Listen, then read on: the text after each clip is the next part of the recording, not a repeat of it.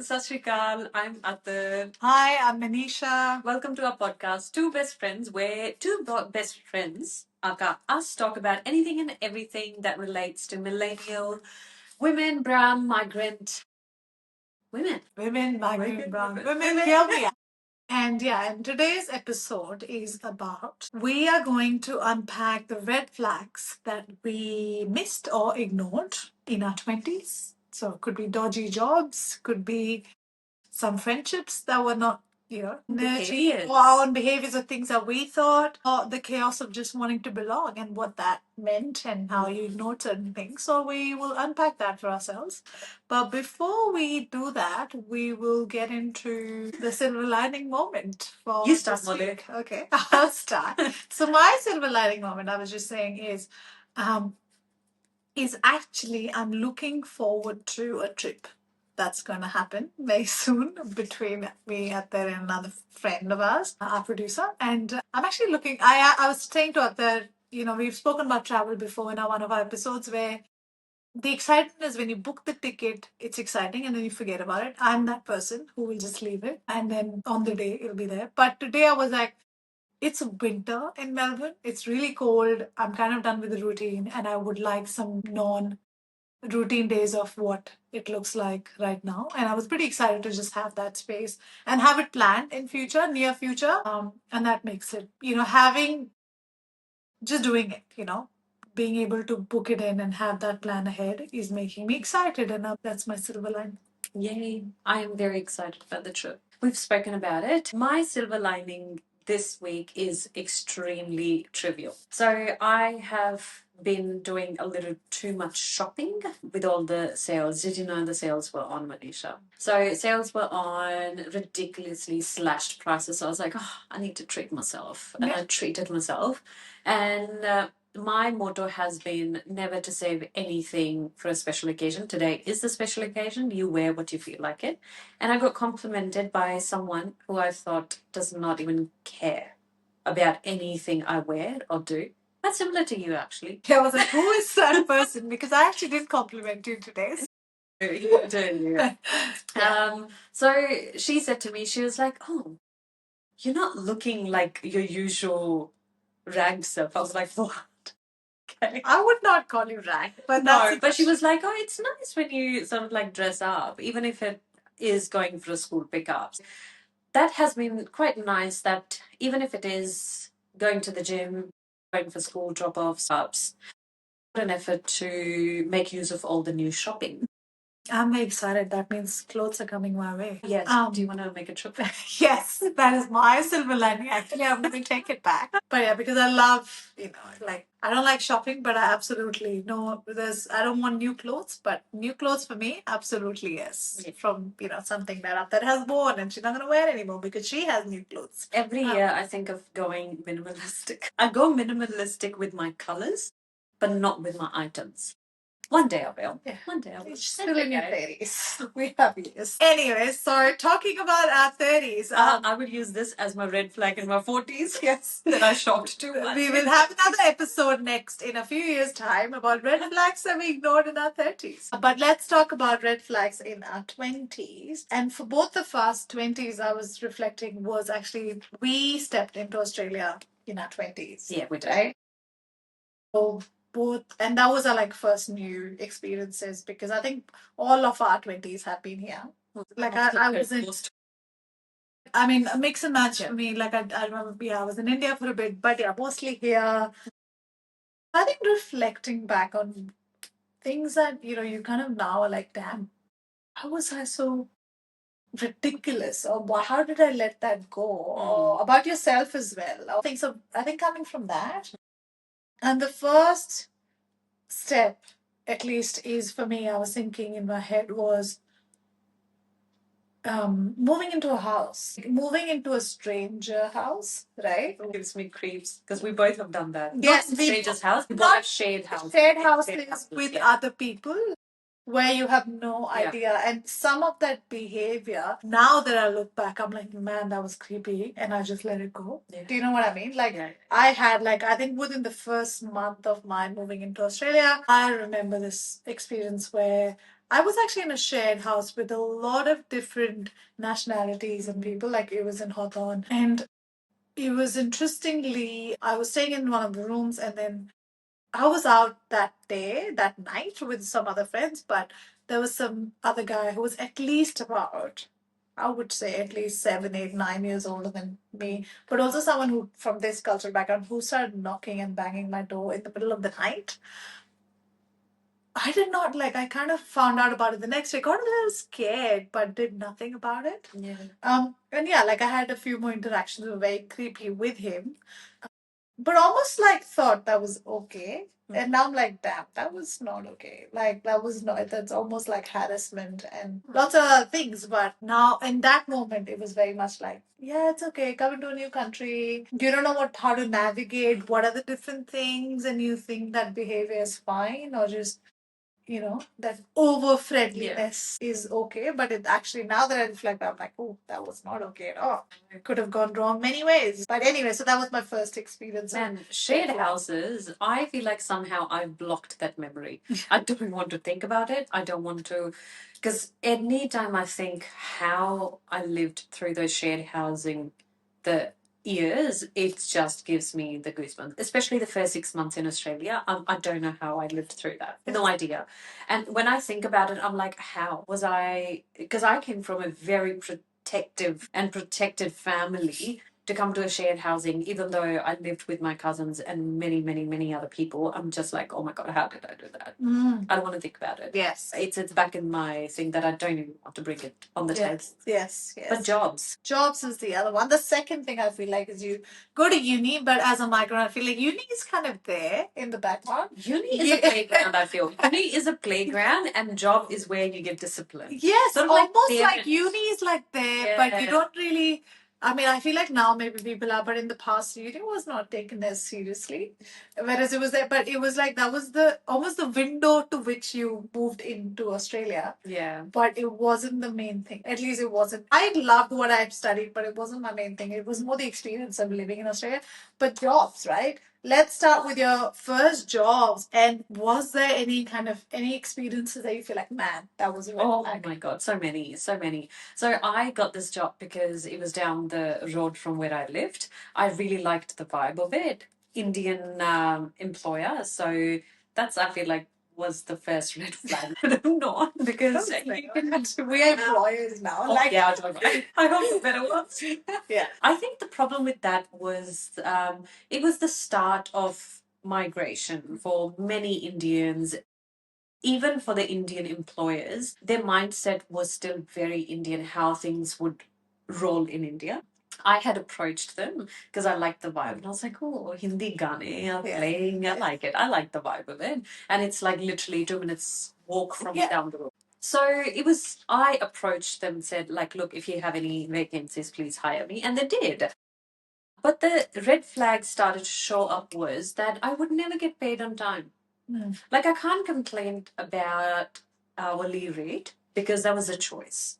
That was told to me that this is what you're going to get paid. And it was a choice I made. Like, okay, yes, for this time, yeah, no worries, I'll do it. It was peanuts, $10 an hour, nothing. And it's and that like at that time as well, it was, I think it was really below, but it's almost like you got a job, be grateful for it. But then because you're students, you almost get paid for it. Oh yeah. Like, and that is what it was. Oh, you should just be grateful that you got a job. Yeah. And not bother But with you know rest. what the problem for me was? I would not get paid on time. And that was a big thing, and that would annoy the shit out of me because I am someone very disciplined and by the book. Yeah. And I was like, if Monday is the payday, why am I not getting paid for like another week after that? So I remember nobody would hassle because, again, the mindset of be grateful. They were implying that to all of us, that be grateful you have a job. But I was the only one who would push the pay that, mate,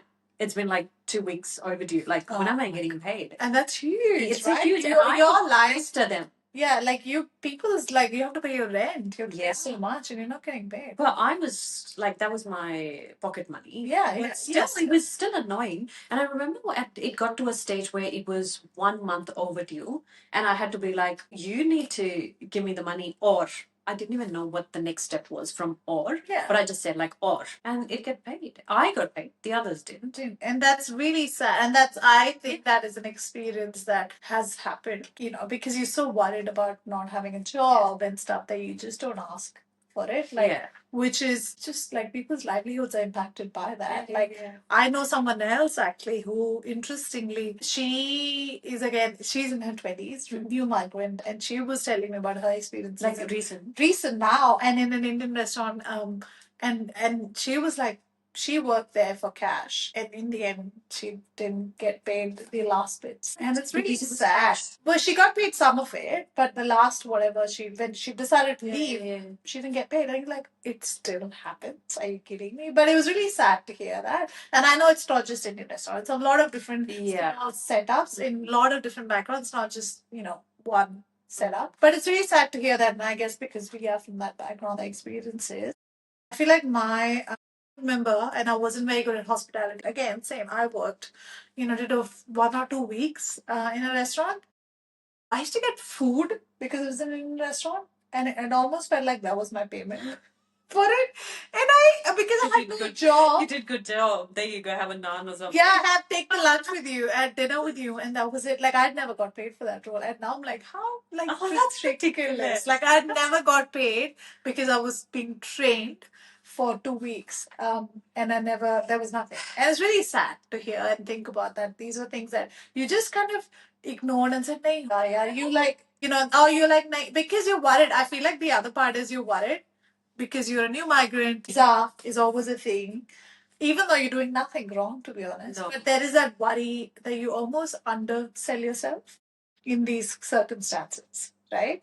And you just don't ask for those, things that are very obvious. Like, where today, if someone says, I'll be like, go away. Like, don't even bother with something like that. Which is, and you just, there's a fear. Yeah. Fear to complain. And they drive on that. Because not many people complain. Not many people put their foot down. Not many people question. Yeah, and also not knowing rights, right? And just wanting experience. Because a lot of us, I mean, for me, it was also the excitement of having a job and the excitement of doing that and being able to earn for yourself, that you forget that there is more to it. Like, and you just let it be. And I think that was that about jobs, at least. But now it's like, yeah, like you're saying, not being paid for a month and just. Do you know there was another thing that happened, and it actually pisses me off now. So there was a new girl being trained. I was not necessarily training her, but I was standing beside her, and that was a pause job. And the manager was there as well. So when she was doing the transaction, the card payment didn't go through. I remember distinctly, it was $45. And they cut that $40 from my pay, not the manager's, even though I was not directly training the new person. Oh, because the payment didn't get through? Yeah. Why did they take it from your thing? They took it from me, and I'm like, I'm not even in charge in this situation. The manager's standing right there, but the pay was just taken out of me, and I believe that, oh yeah, I should have been more careful. It's almost like you've been gaslighting. Yes, I want to go back to that moment now. That riles me up if I think about it. And I think that's my question for you. What's a job moment that makes you cringe now, but felt normal back then? It was that, and then there was another incident. Again, I feel like that was the one time only that I took the blow.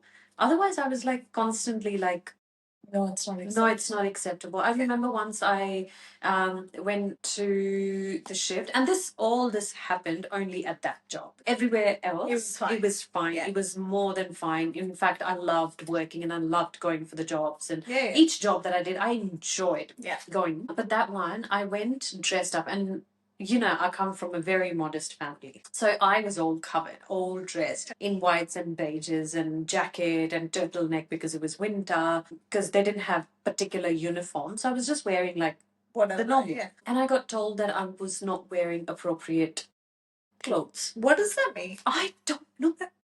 No idea. Like, what is appropriate clothes? And I'm like, I got so upset about it because it was not that the manager called me in the office. He just made that comment on the go. And I was like, it just didn't sit well with me.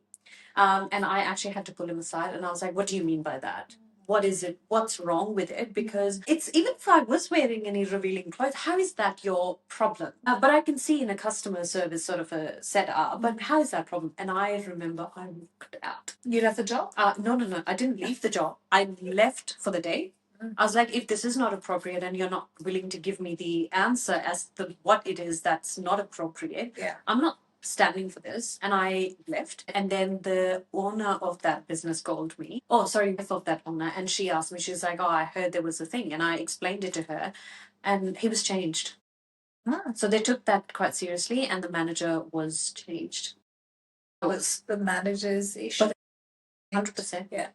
But that's good on you for standing up for that, right? And Yeah. not kind of saying no, it's not. But I would say a lot of people would not even stand up No. for that, because They you would would just take kind it. of question yourself in that moment and be like, oh, maybe there's something wrong. in how I'm Yeah. dressing up, what Yeah. I'm doing, because I feel like, at least in the first few years, in that time, because you're a migrant, you're almost trying to figure out the cultural nuances of the place, and you're trying to understand where you fit in. And Yeah. because of that, sometimes you can stay quieter than maybe someone who's had experiences here, right? Like, I think of another one, and it's not funny, but I think about it now. We used to rent a place. Is it the one that I'm thinking? Yeah. I mean, we used to rent a place, and it's funny now I think about the owner used to come randomly anytime into the house to check the house. And we were like, it's fine. Was it the Oakley house? No, this is like further down. Oh, I forgot about those red flag moments. This is an Essendon, but it was so That weird Oakley that house was let's not even go there. But I'm just gonna go back to this environment where, like we used to just. She used to come all the time. And it was because we were students and we were migrants. They used to just come and check on us or give us random rotten stuff to feed. Like, oh, I made this, but you could see it was made like. Oh my god, that's such a desi behavior. It is, but it was like, what is this? Like, but I'm like, you can't do that. Like, I'm sorry. Like, just because we are. But anyways, that was something which I'm like, damn, could have stopped that, but then. But yeah, it's a lot of these kind of moments. I guess the other part is where we talk about red flags is relationships or friendships or even flings or whatever, right? Were there any moments? I can think of a few. Not, I feel like even leading up to 20, I can think of a few where hung out with like random people where it was like, I don't agree with anything these people are saying, but I am here because peer pressure. But this whole value stuff, right? It wasn't as strong.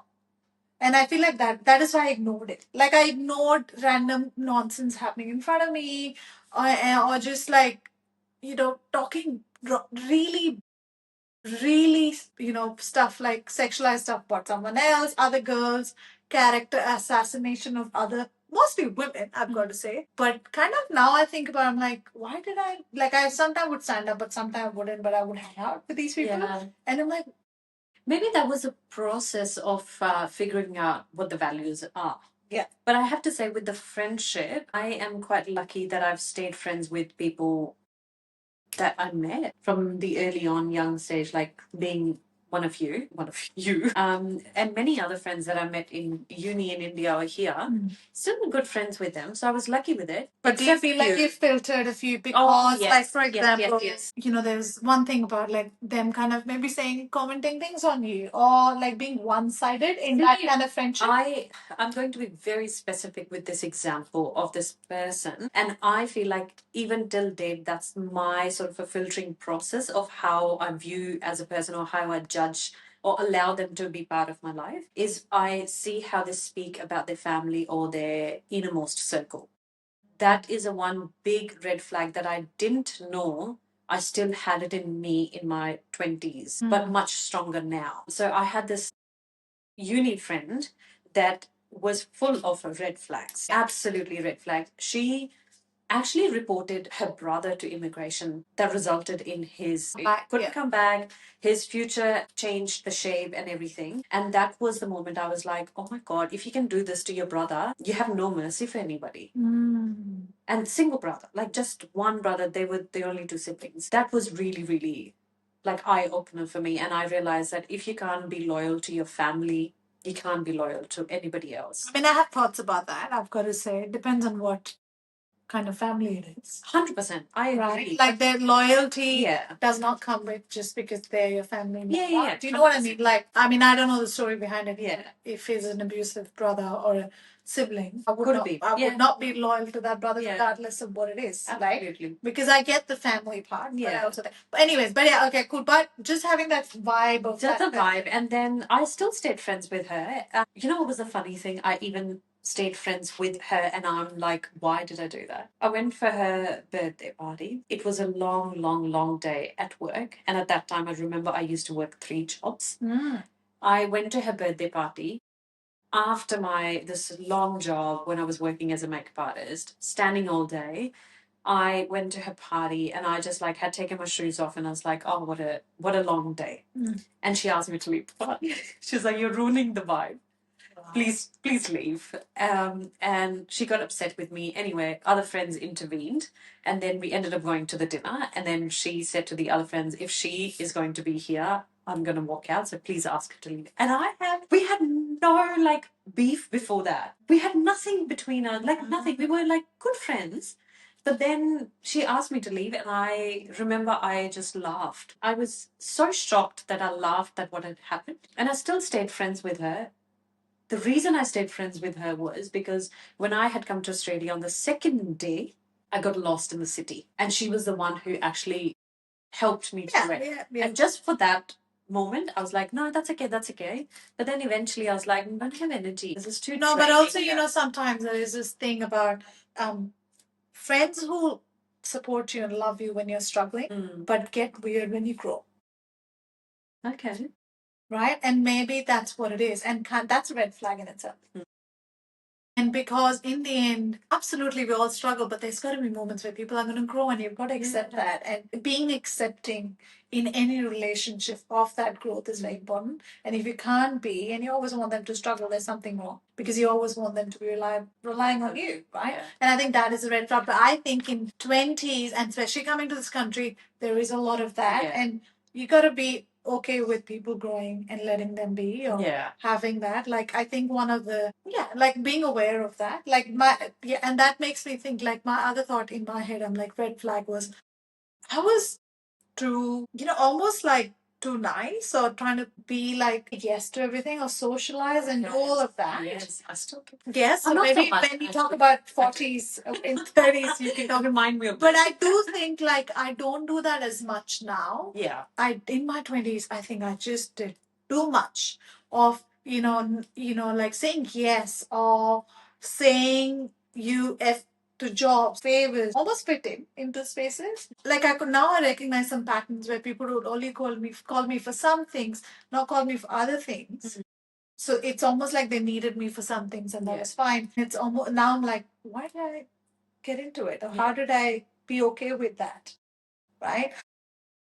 And now questioning that. Yeah. Do you know what was the other, my own red flag? Being passive. I don't know, maybe I still do that. If I'm not happy with something or if I have some thoughts, I will go completely inwards. So you will know that something's wrong, but you don't really know. That makes sense.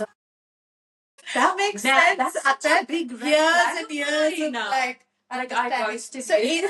no, she didn't go through, but all that vibes I get from you sometimes. So the vibes that you get from me, 100% true. Yeah. No, not true. So no, okay. Now I get it. I get now it. I So it's verbalize that it. kind of not verbalizing it. Yes. Oh, absolutely. But not knowing how to verbalize it, just knowing that this is upset, but I don't know. I How think to it comes. express it. Yes, I think it also comes from not knowing your own emotions and not knowing exactly what is upsetting you, which part of it, because it's not the whole thing that could upset you. It's the tiny little thing, but not knowing And being how to in tune communicate with it. Yes, how to communicate it. I am a lot better now. I feel like people can pass me as being very cold or very direct, but in my 20s I was very passive. Yeah. So being aware of that, I think, is what you're saying, and that's a really good point. I'm thinking of what was my red flag, and I can't think of any. Maybe it was This is too good. maybe you should. What was my? Yeah, I think I mean, the only one I can think about is letting go and being too chill about things. I think that's a red flag as well, because sometimes there are things that impact you, but you never say it. So because it's you're like trying to be too chill about फिर it. तो तू भी पैसे भी हुई पैसे तू But yeah, and I think, I mean, it still plays into, but in the past, absolutely. But then what that did is there was a lot of internalization and a lot of negative thoughts, maybe internally, but you never kind of expressed it. I think that's a cultural thing as well. If I have to go really deep into it, I feel like we're just not taught to express, and that's the problem altogether. And you almost like, I feel like in my 30s, that realization is happening that no, I need to express more. Like if someone now, and this is very Indian context, and I'm going to say it in Hindi, अगर India में कोई मुझे taunt मारता है ना, तो I give nicely. Whereas in the past, I would not say anything, right? I would get angry, upset, whatever. I would know, depending on who it is in my life, right? Whereas now I'm like very nicely, I'd be like, yeah, like this. See, yeah, That is the difference. Huh. Whereas like in the past, I would internalize it or think about it maybe sometime, because in India is very good at all your extended family or people have this weird way of just telling you things in a very like nasty but not nasty manner, which I don't think is a good thing to express. But anyways, that's what. See, that's another thing. I've changed from my 20s to 30s. I was too fiery back then. Oh yeah, same. I was so fiery that I would just give it back without thinking. Yeah. Now I think and I'm like, chal chhod pare. I don't think it's a red flag. It's a growth process. Yes. I think I'm the same. Like I wouldn't fight with every single Tom, Dick, and Harry anymore. Not as much anymore. In the past, I would 100%. And also, it takes too much of energy, so much of peace, and actually physical energy to be that fiery. Absolutely. I think, yeah, no, but just being aware of those red flags in people and ourselves as well, right? Like, what are things that you just wouldn't do or, not have that is something to be aware of. हम mature हो गए हैं कि बूढ़े हो गए? Well, we can have that conversation. But if your 22-year-old could hear this episode, Yeah. what would you want her to take away? Nothing. To be honest, nothing. I feel like if I hadn't been silly 22-year-old, I wouldn't have been this me. Wise. Foodie 30-year-old. I agree. There's nothing I would take away. Yeah. In from my in my understanding of the world.